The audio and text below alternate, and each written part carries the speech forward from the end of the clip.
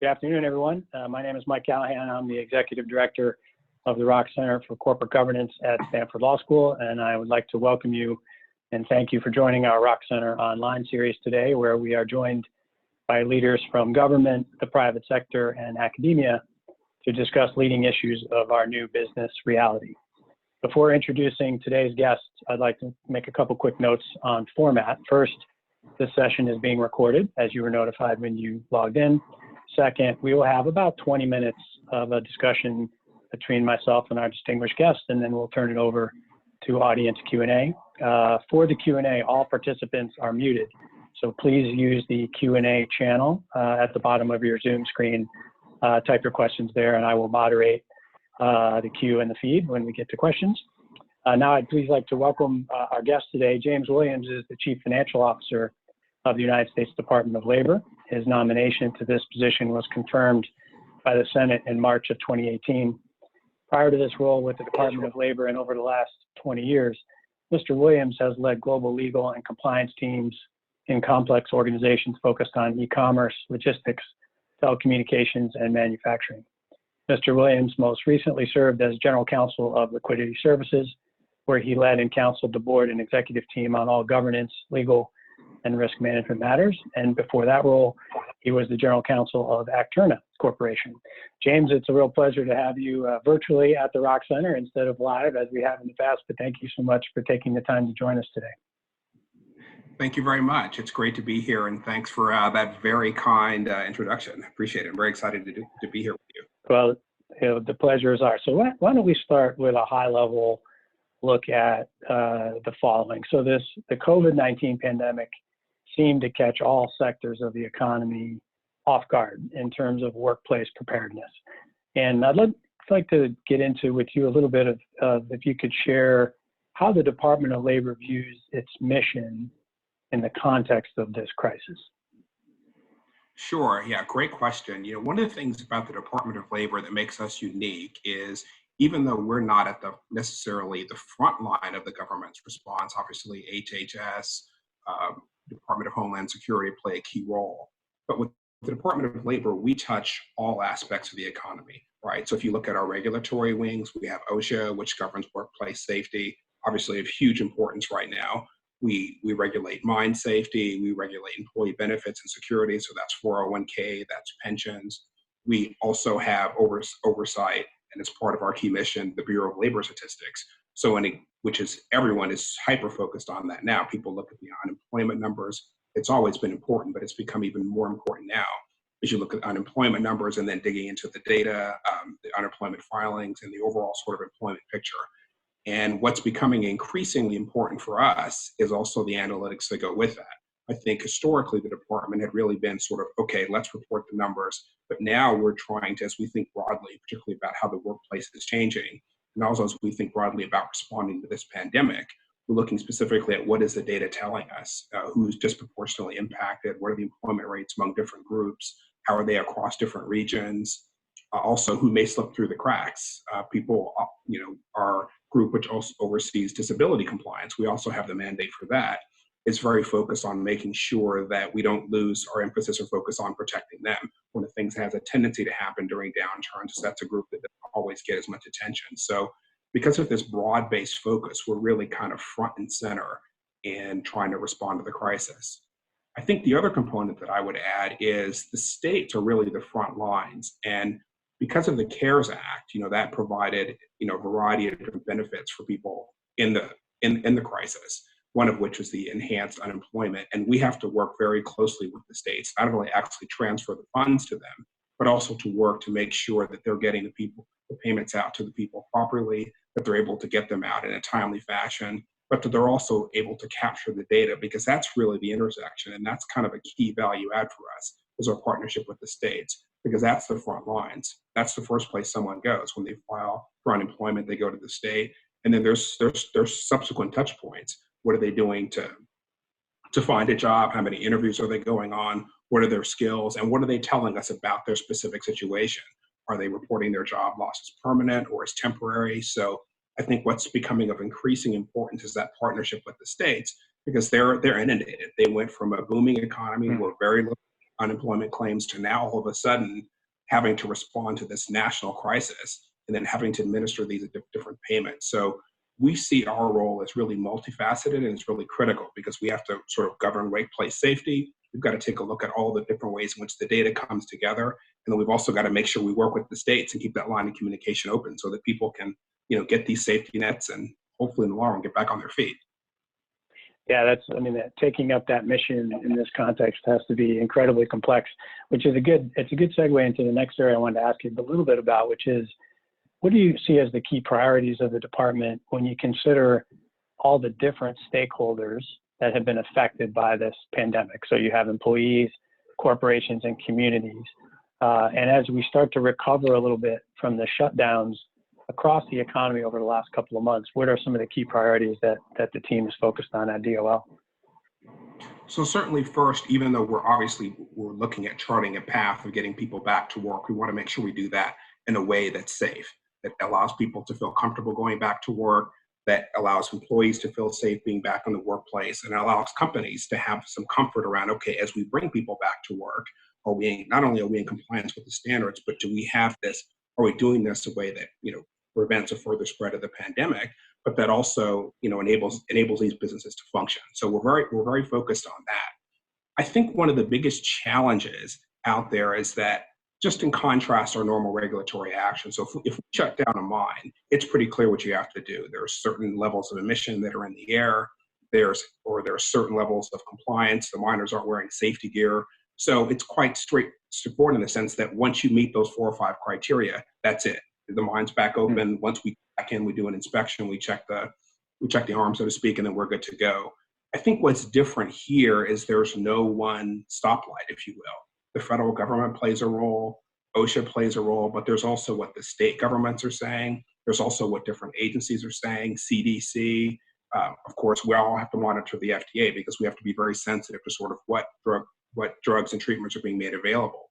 And so one of the things that we want to make sure in that context, because companies have so many different items on their dashboard, is to make sure that we're getting clear information out there, that we're communicating with people, that we're doing outreach.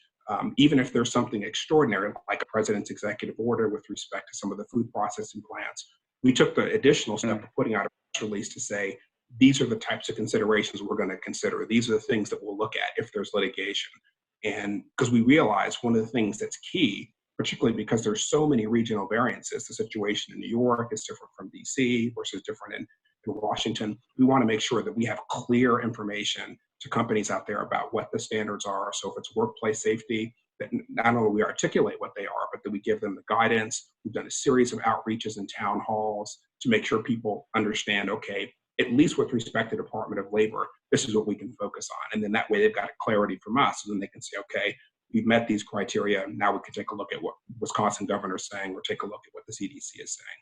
So it's really making sure that we've got a good set of information out there, and that we're accessible. We've encouraged people throughout this administration, even before the pandemic, to reach out to us. There's a group of people that are certainly bad actors, and those are on our enforcement radar. But I think the rest of the folks unsure. Okay, is it okay for me to open? If I do reopen, do I need to phase people in? Do I need to bring them back 3 times a week? And what kind of social distancing? What about masks, for example? It's not just about wearing them, it's about how you handle them, how you dispose of them, what are the employees what are their different touch points, all the office sort of sanitizing procedures. So we want to make sure that we've got a clear line of communication, and people can reach out to us and say, okay, here's what we're facing, and we'll talk them through sort of the path to getting to compliance. That's terrific. And let's talk a little bit about that reopening. So in many states across the country, and even here in California, we're starting to see a little bit of easing to restrictions and some opening of non-essential businesses. What guidance do you have for a Rock Center audience that is principally made up of public company officers and directors and their advisors? What guidance do you have for corporations and their boards as they think about moving now to the next phase of kind of tackling the day-to-day issues in this pandemic, and how to think about the concerns that the Department of Labor would have in their context? Sure. So there's a variety of things to think about, and there's a couple of key things I would highlight. The first of which is, if as a board member, make sure you really, before you get to the substance of the plan, not only engage your management team about the plan, about the specifics they're going to use, but also how it was constructed. The one thing that kind of common trap that companies fall into is they said, okay, we've got a pandemic response team and they're working this for us. Well, that's not really enough. You have to have a group that's composed of senior management that covers all the different constituencies. It has to be, there has to be active participation from senior management, from the CEO down. Our secretary, our deputy secretary have all been actively engaged. And then you have to have separate groups that address specific problems. So responding to the pandemic, getting people to telework, that's completely different than bringing people back to work. So you want to make sure you've got a really robust dialogue that includes, feedback from customers, feedback from your employees, and that this is a multifunctional group that has representation from people at the highest level. So then you can build a very specific plan that lays it out. So really make sure you understand not only the plan, but you just don't want this to be a pandemic response team. You want it to be sort of represented from all facets of the organization. The other thing that I think is clear is that you want to have clear guidelines for how you're going to reopen. And there's all sorts of discussion around what those guidelines are, but make sure they're objective and measurable. I know some companies and even in the federal government are looking at the number of cases in a specific area, the number of reported cases in a specific area, even taking a look at the urgent care capacity in your area, because that's also ultimately the front line. And that's something when people talk about flattening the curve, that's something that you're very focused on. Whatever your criteria are, and I'm not advocating that you use those, make sure that they're measurable. And there also are clear criteria for what happens if you need to pivot. So if you bring certain people back to work, then there's an uptick, what you're going to do. Because I can tell you, all the employees out there, especially our employee base, are extremely knowledgeable about what's going on. They read the papers, they know what their governor is saying, they're reading the news, everyone really, there's just so much information out there. So if you want to really get your business and chart a path to getting it reopened again, you want to make sure there are clear objectives, you've communicated those, there's as much consensus as possible built around those. So you can say to our employees, over the next 3 months, here's what it's going to look like. We're going to report back to you on how we're doing. I think those are some of the key things that you want to keep in mind. That's great. Thank you for, the particulars that you mentioned about how a board should engage in this area is very helpful. So as you mentioned at the end of your answer, thinking about the future a little bit and how companies communicate with their employees about that. Many commentators are predicting that we're going to emerge from this pandemic with a very different workplace for many knowledge workers. And in particular, maybe it's a combination of some online and some in the office. Maybe people work in stages. Maybe some companies are going to be fully online for a long period of time. And so as you think about the future of work and an evolving workplace for knowledge workers, how do you think about the department's role in that discussion and in that dialogue, looking ahead beyond this? Sure. So the department really ultimately here is a catalyst. We do a lot to try to sort of promote, obviously trying to encourage people to get back to work, to help companies address the skills gap, also think about how work has changed. But ultimately our role is really as a catalyst. So we spend a lot of time talking with businesses, reaching out. We've had several task force from CEOs from large companies to mid-sized companies, and then also just a lot of informal outreach too. I've done outreach with business leaders just to get a sense of sort of, okay, what's going on out there? What are you facing? What are your biggest challenges? What are you sort of doing to kind of navigate through this, this particular time? So we want to make sure that we're engaged there. But this also takes us back to kind of that touch point with the states, because that really is the front line. As we work because of the way the partnership works, we know exactly what's going on with California in terms of how many people have filed for unemployment, how long they've been out of work, what their skill sets are, and what are sort of the obstacles for their being employed, or are they, is it absence of jobs, and do they see their job loss as temporary?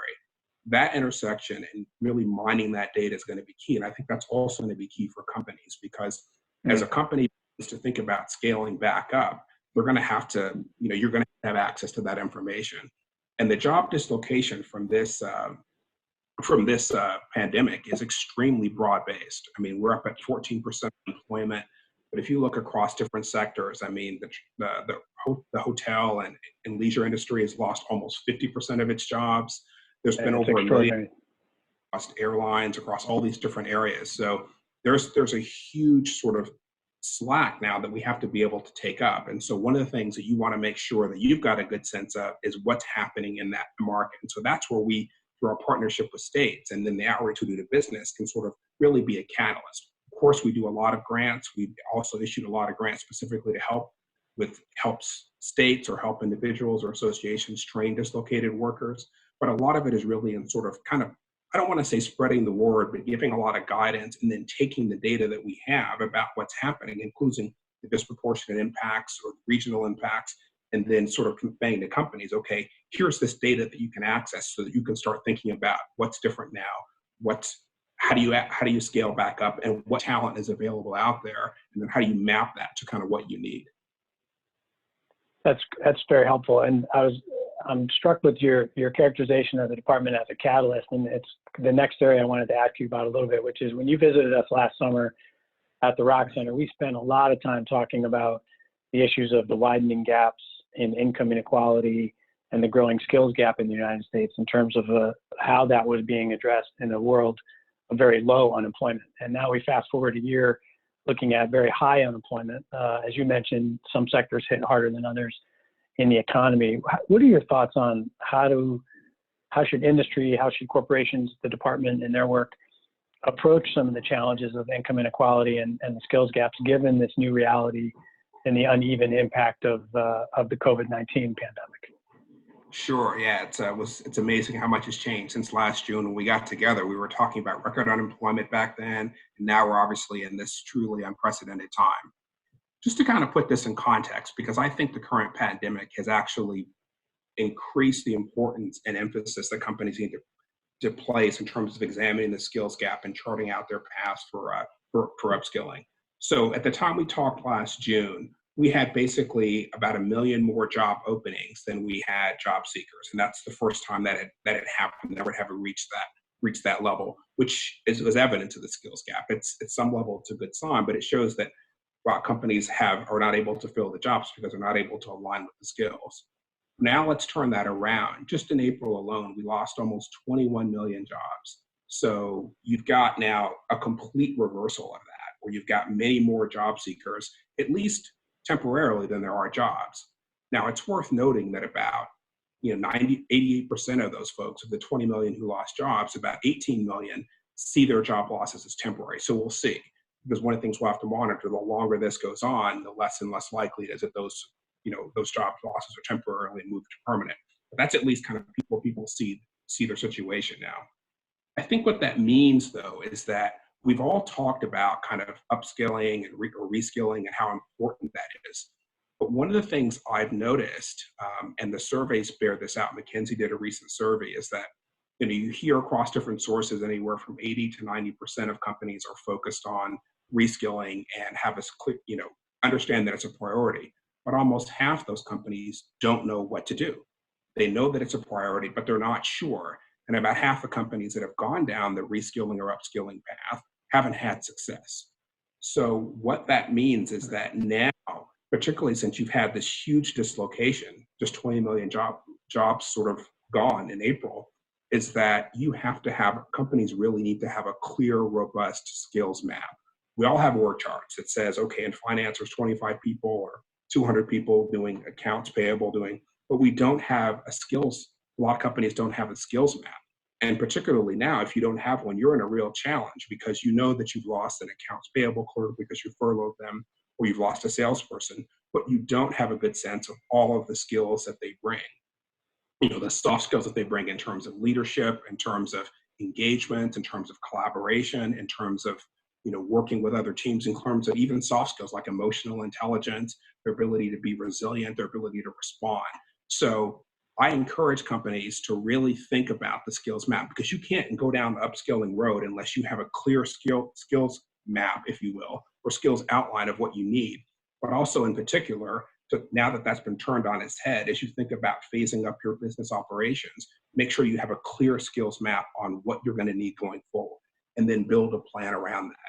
And I know it's easy for me to say this, but I would encourage folks not to stay with it on your training and investments. I think right now, more than ever, you want to make sure that you continue to make that investment, because if you don't, you've just had all this knowledge go out the door. you've had all these skills go out the door. And if you don't have a map and a path for bringing those people back, or for if you have to replace them with different skill set, then you're just going to be in the situation where you're just vulnerable to the next disruption. So, it's really making sure that you've got a detailed map of what's going on with your workforce, what your needs are, because that's going to be critical coming out of this. Is really making sure. So, I think the emphasis on reskilling and upskilling is even more so. But I think the key is going to be making sure that companies have a clear strategy on what they want to do. And this applies to large and small companies alike. I mean, mid-sized companies are often in respects more agile, and they typically, often, in some cases, have had more success with respect to upskilling because they have such agile principles. So this is something that I think this pandemic sort of brings to the forefront the importance of addressing the skills gap, because that's going to be the path to our recovery. Yeah, it's a great point that you make about focus. I think at least executives that I've been speaking with, trying to maintain focus on the day-to-day when you're dealing with all the impacts of the pandemic. But your point is a good one, which is that problem is just going to be worse when people come back to work and when the economy starts to recover a little bit, and trying to understand how corporations need to continue to play that leadership role is pretty important. And certain sectors of the economy are going to get hit harder than others. That's a great point. Well, I want to ask one more question of James. I'm sorry, and then happy to. Yeah, go ahead. I'm sorry, and just one thing I would add, and again, I know this is also challenging, is that I would encourage a lot of your members or board members, is obviously there's a lot of defense that has to be played right now in terms of understanding your reopening, understanding your risk, looking at your enterprise risk management, but also this is also an opportunity, and even though your job is to push management teams and play devil's advocate, really engage, don't shy away from those strategic opportunities beyond just talent. There may be an acquisition, there may be a market.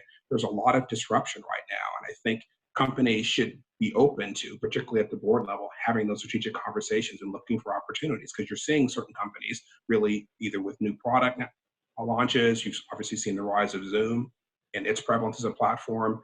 I would encourage people to continue to sort of embrace, risk taking and moving forward, because that's going to be key coming out of this crisis. Just want to add that as an additional point. Yeah, no, it's a great perspective, and I'd like to turn to audience questions. So if you'd like to put them into the Q&A queue, that'd be terrific. One more question, James, from me is, as we've had different people come to the Rock Center, one of the most valuable things we can learn from is leadership perspective, given everyone's different context. And obviously you are part of a leadership team with an organization with an annual budget of more than $12 billion and tens of thousands of employees across the different organizations in the Department of Labor. What are some of the learnings that you and your organization have in responding to this crisis, both from a leadership and a management perspective? Sure. So I think one of the things that I've noticed is that you want managers at all levels, and maybe this goes without saying, but I just can't overemphasize it enough, is to stay visible and engaged. Our secretary's been very visible. I have over 100 people on my team. I've made sure I've had interactions with them. We've done a series of group video calls, but make sure that they are constantly hearing from you, because people, in addition to sort of needing to do their jobs, needing to stay focused on their deliverables, and also monitoring what happens as we reopen, this is a very scary time. And a lot of what keeps people engaged, and I've noted this for our team, it's a little easier for us because everything we do is so mission critical. So if we're trying to work on unemployment, we know that if we don't get the wire transfer through, people aren't going to get their unemployment, and then they'll really be hurting. So the urgency of the situation is apparent. But the flip side of that is that that's given extra motivation to people, because they're like, wow, I have to make this happen. This is key. This is job training for someone. This is enabling someone to be able to eat. This is enabling someone, or making sure that an unsafe workplace is closed. So you want to make sure that your leaders are visible and staying on point around the mission and why everyone is there. Obviously, people need to understand what your path is to reopening. They need to understand sort of where you're headed, but you want to make sure that your leaders are visible, and that you also, in addition to some of those town halls and engagements, make sure you have a lot of informal lines of communication, whether it's just through, again, a lot of this has to be remote because of the situation that you're in, because a lot of what's happening in the organization is on those front lines. People who are working, they can tell you what the mood of the organization is. They can tell you what's on people's minds, what their fears are, and they can also give you the feedback about what's working and what's not working. So stay visible, stay engaged with your employee base, and make sure that you build that trust, because as you build your path to reopening, it's almost kind of a reset really for your relationship with the company, because they're going to see how companies handle this. And that's going to say, okay, well, I feel comfortable here. Because what people really want in the long run are jobs, or excuse me, career paths and not jobs. And if they see that trust or disruption or that lack of transparency, as we know, it's that can be devastating for a company and its prospects. Yeah, and hard to recover from, for sure. And just note to our audience, please do submit your questions in the Q&A tab. I have that open and can answer them there.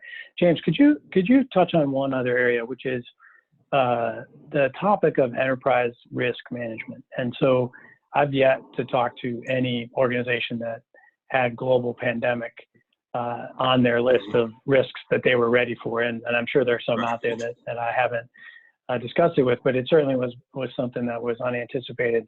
And so what advice do you have for leaders in how you and your team are approaching ERM in the context of people coming back to work, and how boards and management teams should be working together in that area? Sure. So in terms of enterprise risk management, obviously that's a key tool. And you're right. Very few people outside of maybe a few organizations that had actually experienced them in other countries had global pandemic. People talk about intellectual property, human capital, the workforce, training, the whole sort of list, competitive threats, strategic threats, technological disruption, but almost no one really had pandemic on there. But I think the larger lesson learned from that is oftentimes enterprise risk management plans are often a little too general.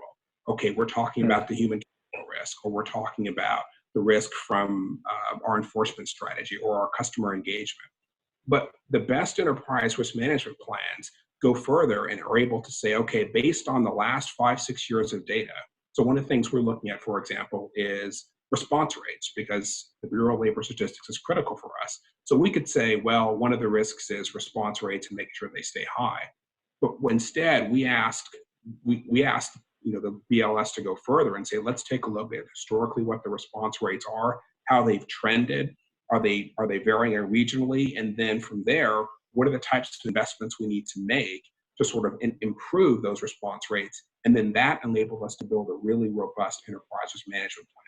So I think if you have a little bit more specifics and context in your enterprise risk management plan, it'll help. And I think that's one of the feedback I've gotten, is that even though it didn't specifically address pandemic, because it did talk about so many risks, whether it's dealing with IT, dealing with remote, working remotely is something that a lot of our folks are constantly out in the field. They're doing inspections, they're doing reviews.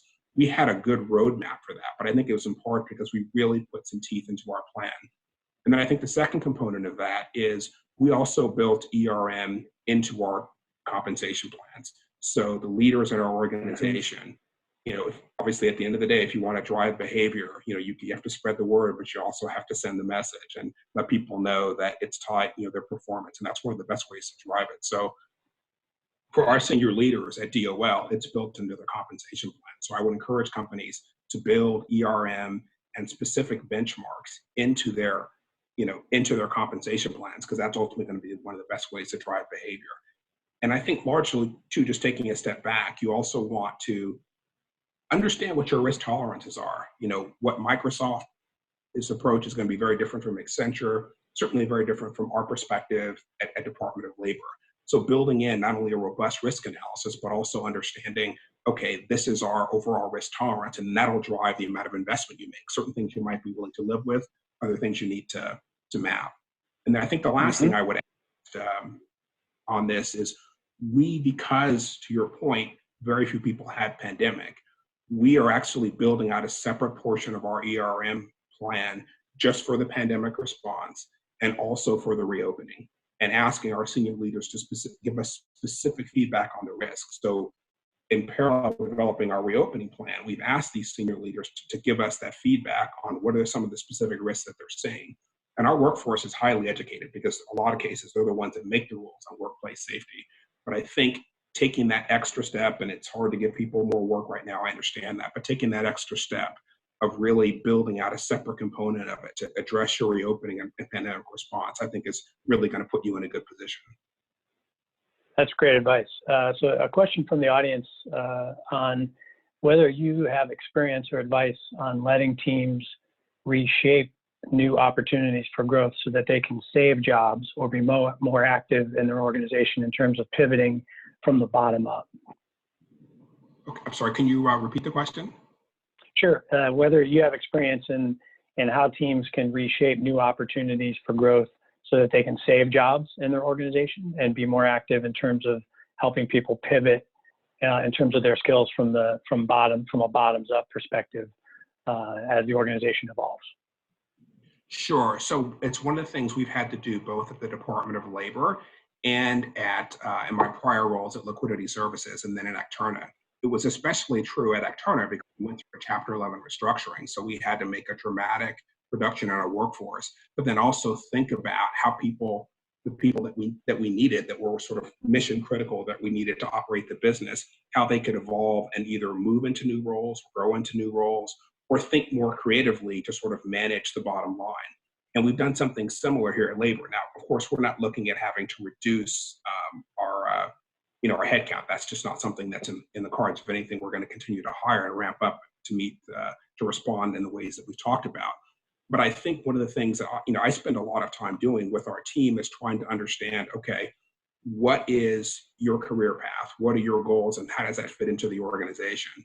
And one initiative that's happening right now with respect to our RPA implementation is we're going to automate a lot of the processes around accounts payable and around invoice processing. But what that's going to do is that's going to free up people to do more interesting work. A lot of this work is mind-numbing work. It's work that people aren't interested in doing.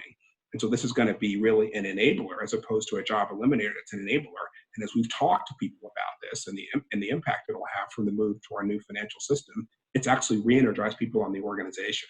So I encourage people to think about, again, this goes back to the skills map, not just to the tasks that people can do, but also what their interests are and how they can sort of use that and how you can leverage that to get them engaged in higher value added tasks. That's terrific. Thank you, James. And at this point, we're going to wrap up the session and be mindful of everybody's time. I want to thank you, James, for joining us. Terrific to have the benefits of your insights and perspectives. I'd like to thank our audience for joining us as well today, and hope you'll join us for our next episode of Rock Center Online on May 20th, when we will welcome Professor George Triantis from Stanford Law School to discuss the impact of COVID-19 on commercial bankruptcies and an update on the PG&E bankruptcy of particular interest to those of us in California. So thanks for joining us, James. Thanks so much for your time, and I hope you all have a great afternoon.